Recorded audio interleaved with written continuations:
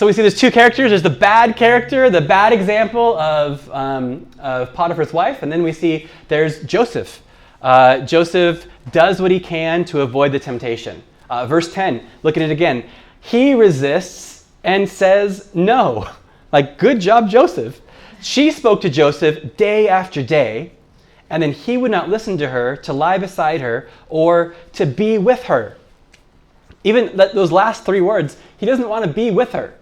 I imagine they must have a big house with a lot of rooms. That's just how I imagine it. She comes in.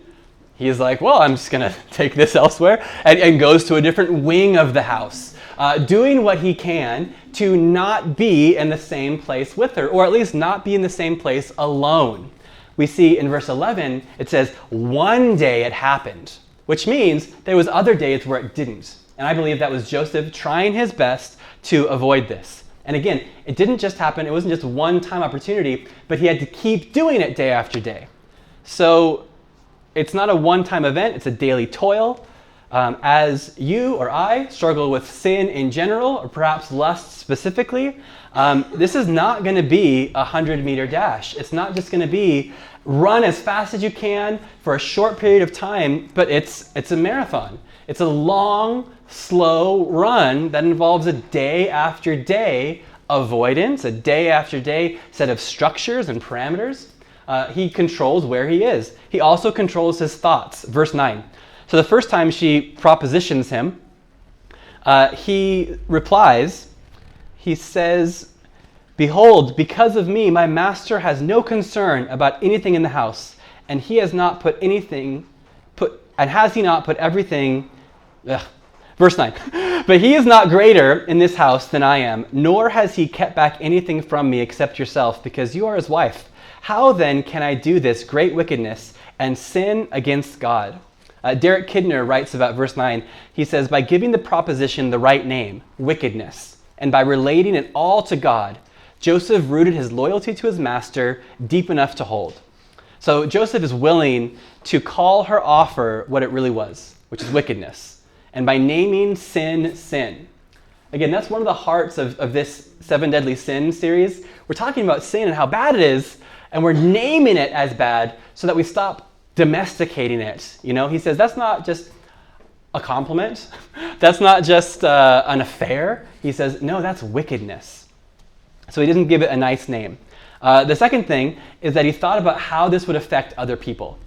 Sin in general, and lust specifically, tries to divorce itself from affecting others. Joseph here says, this isn't just about me and you. There's an interconnectedness with this household.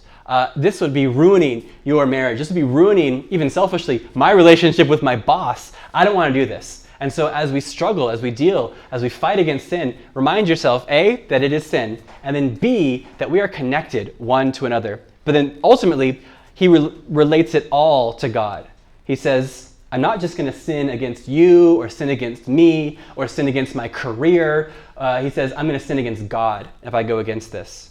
So if God really invented sex, if he really gave us the instruction manual, then we ought to think about him when we're faced with opportunities to use it in an unlawful manner. With long distance running or with any endurance sport, you do come to a point when you're so fatigued and so worn out that you're just ready to quit and stop. I know that at least 4 of you ran the Killarney endurance race yesterday. I know that at least 1 or 2 of ye ran the women's mini marathon last Sunday. So for some of you, at least 6, you might understand what it's like to run so long and then come to the point where you're not finished yet, but you're about ready to throw in the towel.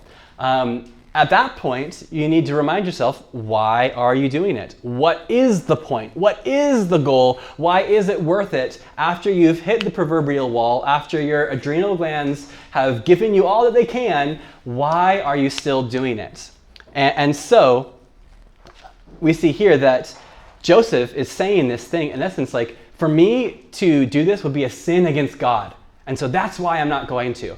And day after day after day, this kind of thinking was fresh in his mind, and that kept him from throwing in the towel, giving in, resisting temptation for a week and a half, and then eventually just going for it.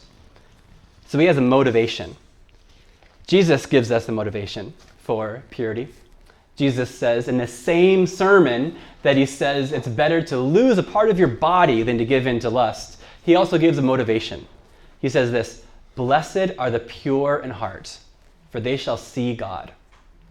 In such a visual-oriented sin, Jesus says that you can have a greater vision. You can have something better to fix your eyes upon. Blessed are the pure in heart, for they shall see God. And then, of course, I'd be, foolish not to point out verse 12 about how Joseph resists the temptation towards lust. He runs away. He just runs away. He gives up his coat and runs away, likely in undergarments or something like that, willing to be embarrassed rather than to give in to this. The Apostle Paul tells young Timothy in 2 Timothy 2:22, 2 Timothy 2:22, easy to memorize, 2 Timothy 2:22, flee youthful lusts. Flee youthful lusts. And so I can't help but think about Joseph fleeing, running away just to get out of there.